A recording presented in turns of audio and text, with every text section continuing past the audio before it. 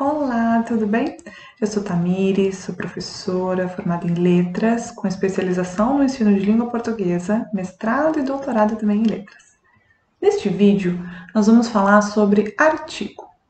Há um outro vídeo que eu também conversei com vocês acerca deste gênero.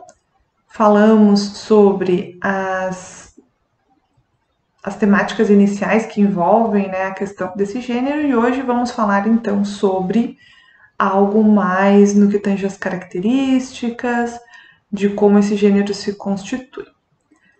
Quando nós estamos falando sobre artigo, é muito importante lembrar que nós estamos então falando de um texto que circula na esfera acadêmica, um texto que vai se propor, o seu formato, né, ele existe na sociedade com a função de comunicar as pesquisas acadêmicas, comunicar toda a investigação, toda a produção do conhecimento científico vai passar pelo artigo, né? Então, é um gênero muito importante na academia, um gênero muito importante para quem faz pesquisa. Bom, então, pessoal, aqui nós temos um modelinho, né, de como deve ser constituído este gênero artigo. É claro que a formatação específica do artigo vai estar relacionada com a revista ou com o evento para o qual o texto será submetido, né, será enviado. Aqui o que nós temos é uma parte mais constitutiva, né, de pontos que devem aparecer então neste gênero, pontos que constituem então o gênero artigo. Este texto que nós estamos vendo foi gentilmente cedido pela professora Anne Marquesan. Então, no artigo, nós já vamos começar entendendo que nós vamos precisar de um título, da menção dos autores, né? Aqui já vai também imperar a especificidade da revista. Vamos sempre mencionar assim, da revista, mas vocês sabem que pode ser algum evento específico, algum periódico, né? Enfim. Então, nós vamos ter um número de caracteres para o título, nós vamos ter a menção, né, da quantidade de autores também estipulada pela revista, tá bom? Mas, de modo geral, então nós temos o título, a menção dos autores, o resumo. Esta parte do artigo é muito importante. O resumo, ele é um item obrigatório. O resumo que vai aparecer no artigo é o resumo indicativo, um texto conciso, pequeno e objetivo. Ele vai ter mais ou menos de 100 a 250 palavras e ele precisa ter uma redação precisa, né? Ele tem de ser objetivo. Existe uma normativa da ABNT que versa sobre as características do resumo. É interessante também vocês darem uma espiadinha. Neste resumo para o artigo, necessariamente eu preciso mencionar o tema, o objetivo do meu trabalho, a metodologia, a síntese dos principais resultados e as conclusões. É claro que, se o estudo ainda estiver muito no começo, no meu artigo eu vou socializar uma projeção de resultados e uma projeção de conclusão. Se o meu estudo estiver em desenvolvimento, eu vou então revelar resultados parciais e uma projeção de conclusão.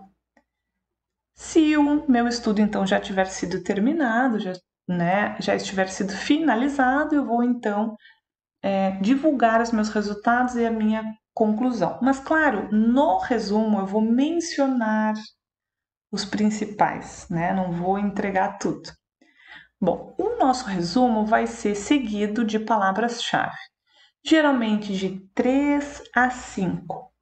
A formatação das palavras-chave também precisa ser alinhada com as especificidades da revista. O importante é a gente saber como caracterizar uma palavra-chave, né? A palavra-chave é realmente a palavra que vai fazer com que outras pessoas encontrem o estudo de vocês. É a palavra que vai fazer com que as pessoas encontrem nas bases de dados o trabalho de vocês. Então precisa ser realmente focalizado, né, muito bem para saber quais são as palavras que expressam então este texto, este estudo. Depois nós vamos ter então a introdução, né? A introdução, como o próprio nome dessa sessão fala, né? É a parte inicial, é a vitrine do meu artigo. Aqui é um espaço em que eu vou mencionar os pontos que eu trago no meu resumo, vou mencionar esses pontos, mas de uma maneira um pouquinho mais elaborada, né? Então eu vou ter que começar situando o tema desse meu artigo, né, fazendo uma delimitação do meu assunto. Vou mencionar o problema de pesquisa, né? Porque justamente não há como edificar uma pesquisa sem ter um problema de pesquisa. Então vou mencionar o meu problema, vou mencionar o meu objeto, as hipóteses, vou apontar os objetivos do meu trabalho, vou fazer uma justificativa científica para a escolha desse tema, né? Mencionando também a questão da importância do meu estudo. Vou falar sobre a metodologia aqui de uma maneira um pouquinho mais detalhada, porque eu posso mencionar alguns autores, alguns principais autores, já desenhando a minha fundamentação teórica. E por fim, eu vou fazer um parágrafo que é muito importante. É um parágrafo que vai versar sobre a organização do artigo em si. Então, um paragrafinho que vai ser o último, nós vamos mencionar qual é a organização do texto. Então, nós vamos fazer uma estrutura do tipo: neste artigo, ademais dessa introdução, há a seção X, que fala sobre tal coisa, a seção Y, que fala sobre tal coisa, seguida das considerações finais e das referências, né? Este parágrafo é o parágrafo que eu vou nortear o meu leitor, ele é muito importante. Depois, então, né, da introdução, nós temos realmente o desenvolvimento, o corpo do meu texto. Eu vou poder fazer esse corpo dividido entre seções, né, entre, vamos dizer, itens. Aí é uma questão da organização do autor mesmo, né, de dividir em seção primária, secundária, terciária, enfim, fazer uma organização que facilite então a visualização das informações e o entendimento dessas informações no texto. Uma parte muito importante, né, vai ser a revisão da literatura que vai aparecer nesse texto.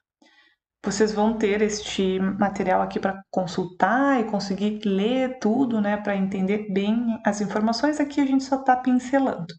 Então, nós vamos ter uma sessão que vai falar sobre a revisão de literatura, né? Em que eu vou tensionar todo o meu referencial teórico, vou explicar como ele me ajuda a falar do objeto que eu quero falar, né? Vou ter também uma parte muito importante que é a metodologia. A sessão de metodologia, né, vai ser esse espaço em que eu vou então mencionar como que eu fiz para chegar nesse recorte que eu criei, né? Aqui também eu vou falar em uma forma de passo a passo tudo o que eu fiz para responder a minha questão de pesquisa. Né? Aqui eu vou detalhar qual é o tipo de pesquisa, se a pesquisa é explanatória, descritiva, né? Vou falar também sobre os meus procedimentos, vou falar também sobre o procedimento também interno de organização desses dados, né? Depois dessa parte, aí eu vou passar realmente a discussão, né? A análise. Então, vou ter uma sessão de apreciação do meu objeto, né? De relacionar a teoria ao meu objeto e tecer realmente as minhas análises. Logo, vou ter, então, em seguida, as considerações finais, né? Nós sabemos que, em termos textuais, o texto ele é aberto, ele é um discurso ininterrupto. Porém, nós precisamos de um fechamento, nós precisamos de um ponto que dê a conclusibilidade, né, do nosso texto. Então, eu preciso, nas considerações finais, fazer este fechamento que vai possibilitar, inclusive, o diálogo com outros autores, e também com, vamos dizer, outros textos, né? Nas minhas considerações finais, eu pontuo realmente aquilo que eu tinha mencionado na minha introdução, vou pontuar já no sentido de fechamento mesmo, né? Então eu vou retomar os meus objetivos, as minhas hipóteses e vou ver se realmente as coisas andaram como eu tinha projetado. Depois nós vamos ter a menção, né, do resumo, mas na língua estrangeira. Então, geralmente, o que nós temos é um resumo no inglês, mas isso é preciso também verificar as normas, né, específicas da revista para a qual o texto está sendo submetido, porque há muitos casos em que a língua, vamos dizer, obrigatória é o inglês, mas também há a possibilidade de ser outra, né? Então isso precisa ser verificado. E por fim, a parte em que eu indico as referências. Essa parte é uma parte muito importante que eu tenho que ter bastante cuidado com a precisão da informação. Nas referências, eu só vou mencionar o que eu realmente citei ao longo do texto. Existem normativas da ABNT específicas sobre as referências, mas aqui vamos fazer um comentário geral. Eu só posso citar na referência o que eu mencionei realmente no texto. Então, vamos supor que eu tive de pesquisar outros autores, ler outros artigos, mas eles não foram mencionados. Então, eles não podem entrar nas referências. Neste vídeo, então, comentamos como se edifica o gênero artigo, para que ele serve, como é a estrutura de feitura desse texto. O artigo científico, como eu mencionei no começo, é um gênero muito importante para a socialização do conhecimento, desde os anos iniciais da vida acadêmica, desde as primeiras fases de estudo na universidade, nós já precisamos nos acostumar a consumir esse tipo de gênero, porque a leitura desse tipo de gênero vai nos ajudar a já ir entregando para o nosso cérebro um padrão de texto, né? Para que nós já nos acostumemos com uma determinada formulação de gênero. É muito importante, então, o consumo, ler esse tipo de gênero, acessar o conhecimento nesses tipos de publicação. E isso vai nos dar uma espécie de norte no momento em que nós formos fazer os nossos próprios artigos. Então, o consumo de gênero é importante para nortear a própria feitura. Espero que vocês tenham gostado e se animado a escrever os seus primeiros artigos. Um abraço!